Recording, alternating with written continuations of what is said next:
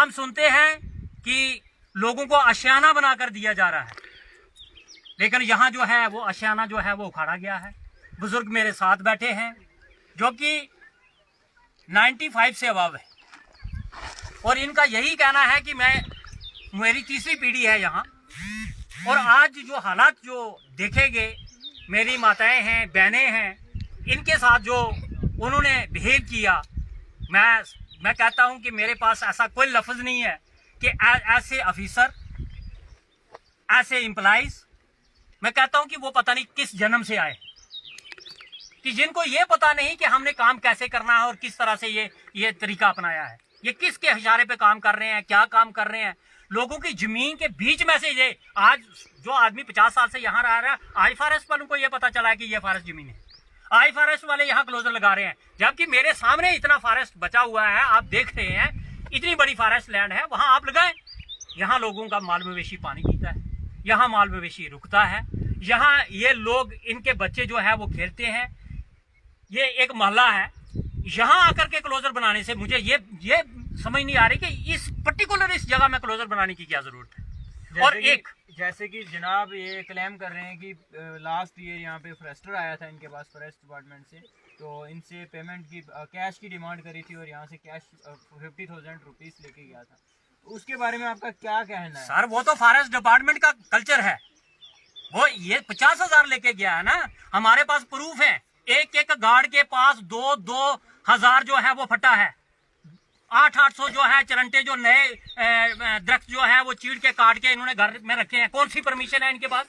ये जो शटरिंग का काम कर रहे हैं, इन्होंने तो जंगल तबाह किया, पूरा जंगल बेचा हुआ है। गरीब आदमी अगर लकड़ उठा लेता तो उसको पकड़ के अंदर ले जाते हैं और जुर्माना और उसके ऊपर FIR लगा देते हैं। मैं पूछना चाहता हूँ ना कि इनके पास कहाँ से परमिशन आई, किसने परमिशन दी इनको, फॉरेस्ट वालों को? और आज भी मैं ये पूछना चाहता हूँ कि अगर फॉरेस्ट रेंजर साहब से मैं गुजारिश करूंगा कि रेंजर साहब आप पहले तहसीलदार साहब रेवेन्यू डिपार्टमेंट को यहाँ लाएं, डिमार्केशन करें, लोगों को नोटिस जारी करें, लोगों को ये बताएं कि 10 दिन 15 दिन का टाइम है, आपकी जमीन ये जो है वो फॉरेस्ट में आ रही है, हमने यहाँ क्लोजर लगाना है, आपका पानी नहीं बंद करेंगे, आपका रास्ता नहीं बंद करेंगे, आपके मवेशियों का पानी और रास्ता नहीं बंद करेंगे, आपका जहाँ माल मवेशी रुकता है आपकी चारगाह बंद नहीं करेंगे, हम फॉरेस्ट जो जंगल को बचाएंगे। वो एक तरीका होता है, यहाँ तो हुई ही नहीं। बस किसी ने किया फोन तो गाड़ियां आकर के आगे लोगों को परेशान करना शुरू कर दिया।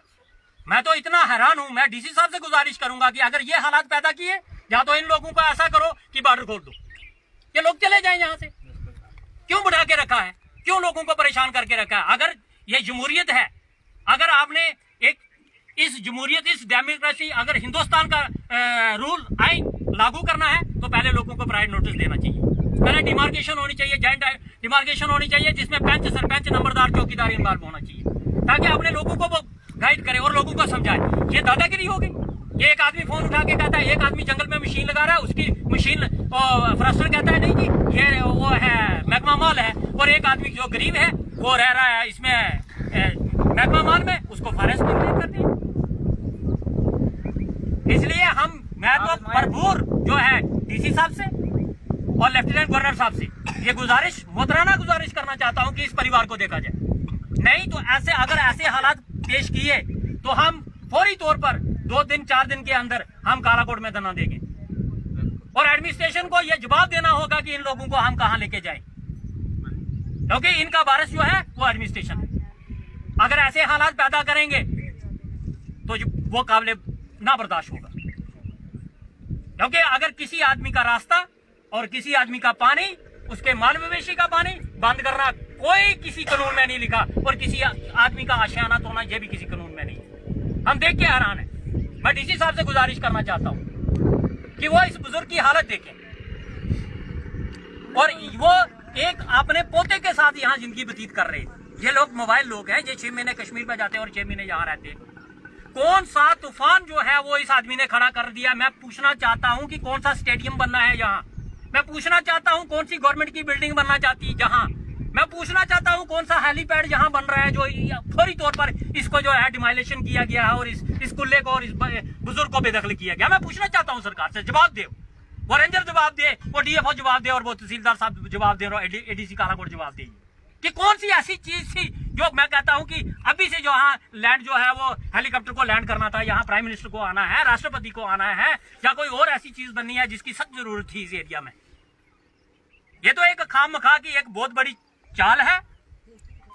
और मैं क्लियर कट कह दूं एडमिनिस्ट्रेशन को कि अगर एडमिनिस्ट्रेशन का यही रवैया रहा तो कल हम लोग रोड में खड़े होंगे और एडमिनिस्ट्रेशन को जवाब देना मुश्किल हो जाएगा। ये दादागिरी बिल्कुल बर्दाश्त नहीं की जाएगी, ये दादागिरी बिल्कुल नहीं चलेगी और अफसर अपने आप को संभाल लेंगे। बिल्कुल हम बर्दाश्त नहीं करेंगे। आज तो भगवान ने, मैं कहता हूं कि अच्छा हुआ कि हमारे आने से पहले चले गए। हम पूछना चाहते हैं ना कौन सा ऑर्डर है, किसके पास ऑर्डर है, किसको ऑर्डर दिया है। अगर इस बुजुर्ग का मकान खाली किया है, इस बुजुर्ग को यहाँ से निकाला है, कौन सा ऑर्डर इसके पास है? किस सरपंच को साथ लाया था, कागज देखना हमारा, किस नंबरदार को साथ में लाया था, किस चौकीदार को साथ लाया था जो इनको इन्फॉर्म करे और इनको घर से निकाले।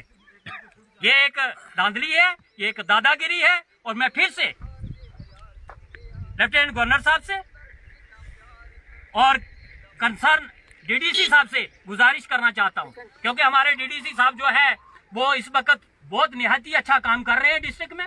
कुछ तत्व जो है वो डीसी साहब को बदनाम करना चाहते हैं, डिस्ट्रिक्ट एडमिनिस्ट्रेशन को बदनाम करना चाहते हैं, तहसील एडमिनिस्ट्रेशन को बदनाम करना चाहते हैं। हम क्लियर कट कह दें कि ऐसे तत्वों की बात ना सुने और ये गौर रखें कि हम किस इलाका में जा रहे हैं, वहां का नुमाइंदा जो है वो वहां खड़ा होना चाहिए। सरकार ने इलेक्शन करवाए हैं, सरपंच जीता है, नंबरदार है ग्रां का, चौकीदार है ग्रां का, बीडीसी इसीलिए इलेक्शन हुआ, डीडीसी का इसी तरह से इलेक्शन हुआ है। जो लोग यहाँ के इलेक्टेड लोग हैं उन लोगों को इन्फॉर्म किया जाए और उन लोगों को साथ लिया जाए और अपने लोगों को जो जिस तरह हालात जो ये पैदा कर रहे हैं ये हालात ना पैदा करें। थैंक्स।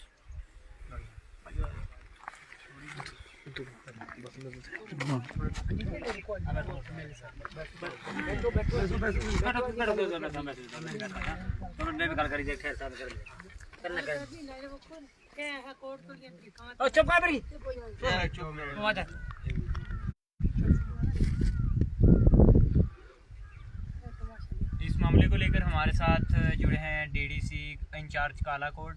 हम इनसे बातचीत करेंगे और जानेंगे कि मतलब इनका क्या कहना है, इनकी क्या राय है इसमें। जनाब, जैसे कि आज यहाँ पे फॉरेस्ट डिपार्टमेंट वालों ने एक ड्राइव शुरू की जिसका कोई उनके पास प्रायर नोटिस नहीं था, तो एक घर को तोड़ा गया, मुस्लिम समुदाय का परिवार उनको बाहर निकाला गया घर से और उनका घर का जो एरिया था उसको क्लोजर में इन्वॉल्व किया, उसको क्लोजर में इंक्लूड किया। इसके बारे में आपका क्या कहना है जनाब? पहले जनाब आपका बहुत बहुत शुक्रिया यहाँ पे आने के लिए। पहले तो मैं आपको सब लोगों को जो मुझे देख रहे हैं मैं उनको अपना इंट्रोडक्शन दूंगा। मैं मरहूम ठाकुर यशपाल सिंह साहब का बेटा जो इस दुनिया में नहीं है, जो एमएलए रहे हैं कालाकोट के, और मेरी mother Anita Thakur ji DDC member है कालाकोट कॉन्स्टिट्यूंसी की। मैं आप लोगों को एक चीज़ सच बोलना चाहूँगा, अगर आप लोग मुझे देख रहे हैं आप इस बुजुर्ग की तरफ देखें। ये 100 साल का बुजुर्ग कहाँ जाएगा, मैं सरकार से पूछना चाहता हूँ, आज सरकार से पूछना चाहता हूँ, मोदी साहब से पूछना चाहता हूँ। बड़ी बड़ी बातें करते हैं आप, माताएं बहनें की बातें करते हैं, ये परिवार कहाँ जाएगा, हमारा परिवार कहाँ जाएगा। आप इनके चूल्हे देखे, मेरी माता रोटी बना रही थी और आपने इनका चूल्हा उखाड़ के यहाँ पे फेंक दिया, कोई नोटिस नहीं दिया गया, कोई नोटिस नहीं दिया गया। क्या कर रही है ये सरकार? जनाब, मैं आपके माध्यम से डिस्ट्रिक्ट एडमिनिस्ट्रेशन और जम्मू कश्मीर के लोगों तक, नौजवानों तक एक बात बोल देना चाहता हूं, अगर ऐसी धांधली मेरे कालाकोट में चलेगी तो मैं डिस्ट्रिक्ट एडमिनिस्ट्रेशन को बोलना चाहता हूं, आप ठाकुर यशपाल सिंह साहब के बेटे को गोली मार दीजिए, उसके बाद ये चीज आप कर सकते हैं। यहाँ पे मैंने यहाँ पे जब मैं लोगों के बीच में आया था मैंने तब बात बोली थी कि ठाकुर यशपाल सिंह का बेटा 10 रुपए सियासत में किसी गरीब से नहीं खाएगा। आज जिनके बड़े बड़े महल है उनसे आप पूछ रहे, और जिन गरीब लोगों के पास रहने की इतना छोटा सा जगह है, जो 2 वक्त की रोटी खाते हैं मजदूरी करके, आपने उनका पूछे बिना घर तोड़ दिया। किस चीज का इंसाफ है ये? आप मुझे बताएं। छोड़े पार्टी को जनाब, छोड़े नेशनल कॉन्फ्रेंस को, कांग्रेस को, सब पार्टियों को आप एक तरफ करें। इंसानियत भी कोई चीज है जनाब? इंसानियत क्या? इंसानियत सिखाता है कि गरीब लोग 100 साल का बुजुर्ग जिसकी पता नहीं कितनी दुनिया में आप कितने साल ये जिएगा, इसके साथ आपने ये सलूक किया। आपने शर्म आती है ऐसे अफसरों को मुझे बात करने में। फिर मैं बोलता हूं तो डिस्ट्रिक्ट एडमिनिस्ट्रेशन मेरे से खिलाफ हो जाती है। क्यों? ये लोग पैसे नहीं दे सकते, इस वजह से इनके घर तोड़ेंगे। जनाब ये लोग पैसे नहीं दे सकते जो डिपार्टमेंट मांगता है इनसे पैसा करप्शन के तौर पे। अगर आपको कोई एक्टिविटी करनी है तो यहाँ पे रिप्रेजेंटेटिव है, जीत के आए हैं, सरपंच साहब है, सरपंच साहब ने फोन स्विच ऑफ कर दिया। यहाँ के हल्का पंचायत सेल्फी की मैं बात कर रहा हूँ, मैं इस गांव का रहने वाला हूँ खुद। सरपंच ने फोन स्विच ऑफ कर दिया, किसके प्रेशर पे किया? सरपंच साहब ने फोन बंद कर दिया।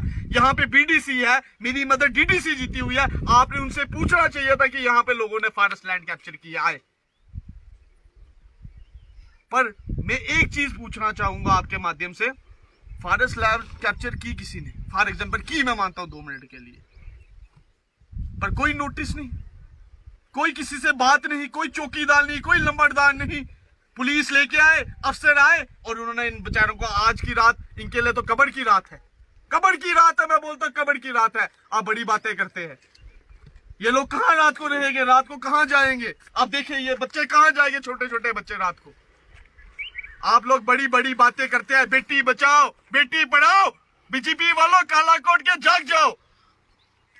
मैं यहां से मन से, जिस इंसान में इंसानियत है, चाहे वो किसी भी पार्टी से तल्लक रखता है, मैं बीजेपी वालों को पूछना चाहूंगा, आप बड़ी बड़ी बातें करते हैं, बेटी बचाओ बेटी पढ़ाओ, ये मेरी माताएं बहनें देखो कहां है, कहां खड़ी की है आप लोगों ने? आज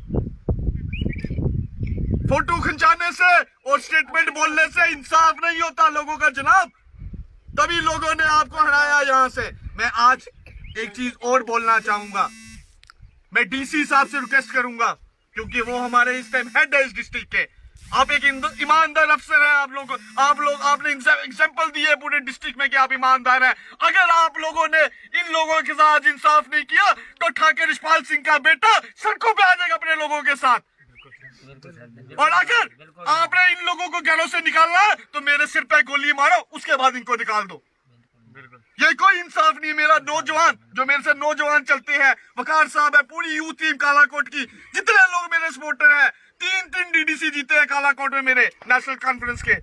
मैं सब लोगों से बोलूंगा, आप सब इकट्ठे हो जाओ, गरीब लोगों की इंसाफ की लड़ाई लड़ो, पैसों के पीछे मत पड़ो। क्योंकि ये डिपार्टमेंट वाले जिनके बड़े बड़े बंगले हैं, यही बंगले हैं उन लोगों के, उनको तंग नहीं करेंगे, पर जो गरीब बेचारे 2 वक्त की रोटी खाते हैं उनको तंग करते हैं। और जब अभी मुझे पता चला, मैं 63 में था, मैं 63 से आया और वहां मैं गया हुआ था, मुझे पता चला इन लोगों को तंग किया, मैं जल्दी से पहुंच गया यहाँ पे, क्योंकि ये मेरे लोग हैं, ये मेरे दादाजी के लोग हैं, ठाकुर ज्ञान सिंह के बसाए हुए लोग हैं। लानत होनी चाहिए उसके खानदान पे जो लोग आज उन लोगों को निकाल रहे हैं, आज एक सियासत के लिए, एक कुर्सी के लिए निकाल रहे हैं इन लोगों को बाहर। क्या करनी है ऐसी कुर्सी? मैं आज इस मंच से बोलता हूँ, इन लोगों के लिए खड़े हो जाओ जो ठाकुर ज्ञान सिंह का परिवार है। आज बोलता हूँ, वोट आप ले लेना, वोट ठाकुर यशपाल सिंह के बेटे को नहीं चाहिए जनाब।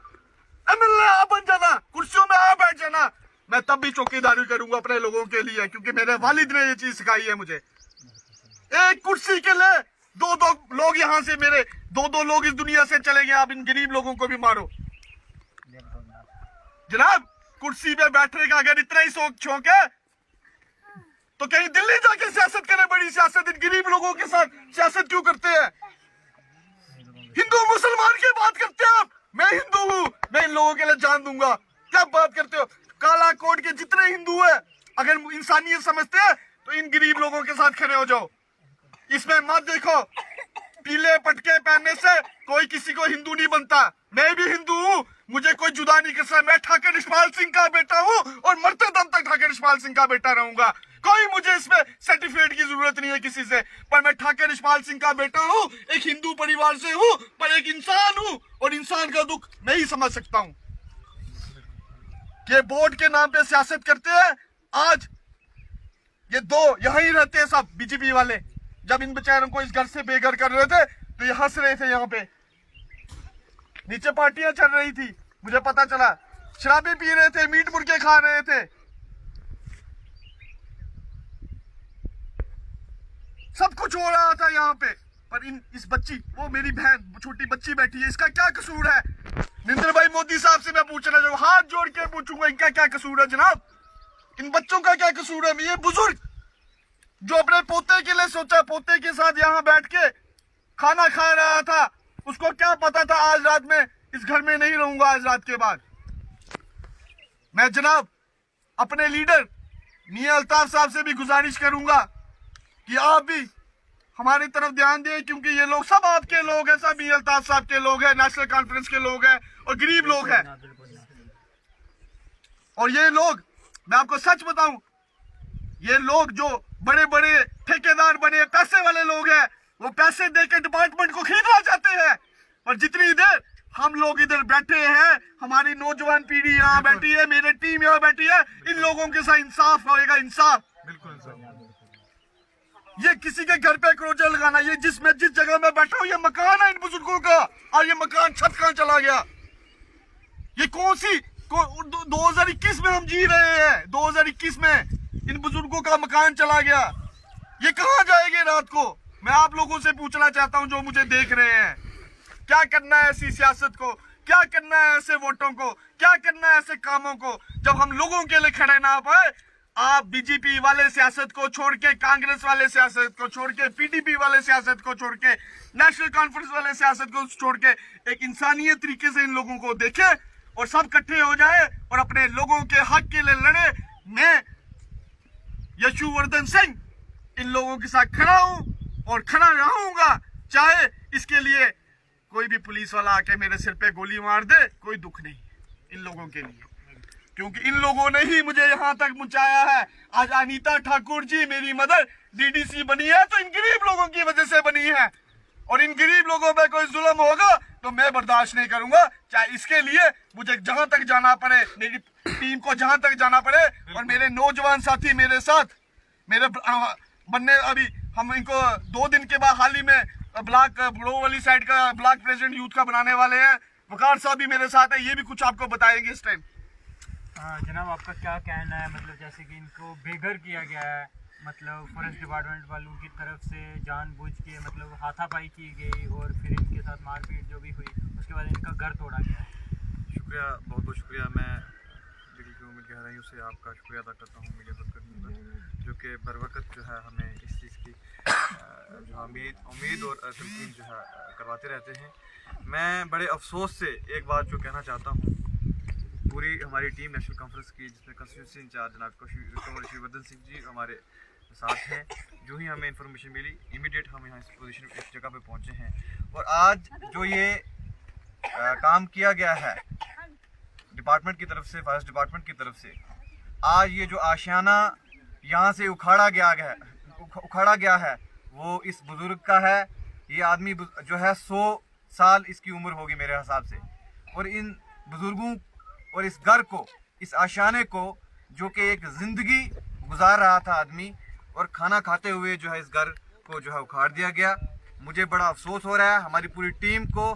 मैं ये सिर्फ पूछना चाहता हूँ अपनी नेशनल कॉन्फ्रेंस टीम की तरफ से कि आखिर क्यों इन लोगों के साथ जुल्म किया जा रहा है, क्यों कास्टिज्म पे बार बार क्रिटिसाइज और इशू अराइज किया जा रहा है। इतना ही अगर करना चाहते हैं, अगर आप लोगों को लगता है कि इन मुसलमान लोगों को जो है आप लोग बर्दाश्त नहीं करना चाहते हैं, तो खोल दो पाकिस्तान का बॉर्डर, भेज दो इनको उधर। क्यों इन लोगों पे बार बार इतना जुल्म किया जा रहा है? बार बार निशाना उसी आदमी पर लिया जाता है जो आदमी बिल्कुल नाजुक गरीब होता है। क्यों आखिर इतने घर हैं इस सराउंडिंग में, इस पंचायत में, आखिर यही इसी घर पे, इसी एरिया पे क्यों निशाना लिया गया? मैं यकीन मानिए ये एडमिनिस्ट्रेशन से, डिस्ट्रिक्ट एडमिनिस्ट्रेशन से और खास लेफ्टिनेंट गवर्नर साहब से भी ये तलकीन करना चाहता हूँ कि प्लीज इस चीज पे गौर फिक्र की जाए और हमें जल्द अज जल्द इस पे जो है इन लोगों को जो है, इन लोगों के इस काम पे जो ये इनके साथ जुल्म हुआ है, इस पे गौर किया जाए। अगर ये नहीं होता है तो मैं यूथ नेशनल कॉन्फ्रेंस की तरफ से आप लोगों को, जो भी लोग यहाँ देख रहे हैं, मैं आप लोगों से रिक्वेस्ट करता हूँ कि हम लोग सड़कों पे आ जाएंगे। हमारी पूरी टीम, हमारी पूरी यूथ सड़कों पे आ जाएगी। अगर हमें भूखा रहना पड़ा, हमें नंगा रहना पड़ा, हम इन लोगों के लिए अपनी जान देने के लिए तैयार हैं। हमारी जान भी इनके लिए हाजिर है। हमारी फिर डिस्ट्रिक्ट एडमिनिस्ट्रेशन से, मैं डीसी साहब से भी, मैं एडीसी कालाकोट से भी और जम्मू के जितने भी यहाँ सरकार के नुमाइंदे हैं, मैं उन लोगों से ये तलकीन करता हूँ कि प्लीज हमारी इस बात पर गौर की जाए और इन लोगों को जिनका आशियाना आज उजाड़ा गया है, आज एक बार जो जरूर सोचा जाए, जिस लोगों के घर के ऊपर छत था, आज वो छत उखाड़ दिया गया है। वो रात कैसे गुजारी जाएगी, वो रात कैसे गुजारी जाएगी? मेरा बार बार यही सवाल है, मेरा बार बार यही सवाल है कि क्यों, आखिर क्यों इस पंचायत के अंदर एक ही घर का निशाना क्यों लिया गया? मैं इसी चीज के लिए फिर से डिस्ट्रिक्ट एडमिनिस्ट्रेशन से तलकीन करता हूं कि जल्द से जल्द इसके बारे में वेरीफाई किया जाए, और अगर कोई तरीका होता है, अगर ये काम करना ही था, अगर आपको लगता है कि ये जमीन, ये जगह फॉरेस्ट डिपार्टमेंट की है, तो उसके लिए नोटिस जारी किया जाए। यहाँ के नुमाइंदे, सही कहा यशोवर्धन सिंह जी ने, सही कहा अशोक शर्मा जी ने कि बेहतरीन तरीके से आप लोग हमें एक 3 टायर सिस्टम बना के हमारी इस पंचायत को आप लोगों ने बनाया है। पहले आप लोग सरपंच बनाते हो इंतखाब करके, फिर आप लोग बीटीसी चेयरमैन बनाते हो इंतखाब करके, फिर आप लोग डीडीसी चेयरमैन बनाते हो, डीडीसी मेंबर बनाते हो, काउंसिल मेंबर बनाते हो इंतखाब करके। फिर आखिर क्यों उनसे पूछा नहीं जाता है? अगर आपको लगता है कि इन लोगों को इंतखाबात करा के इन लोगों को आप लोगों ने खड़ा किया है नुमाइंदगी करने के लिए, फिर आखिर क्यों बिना इनकी इंफॉर्मेशन के, बिना उनको नोटिस दिए आप इन लोगों के घर उजाड़ रहे हैं?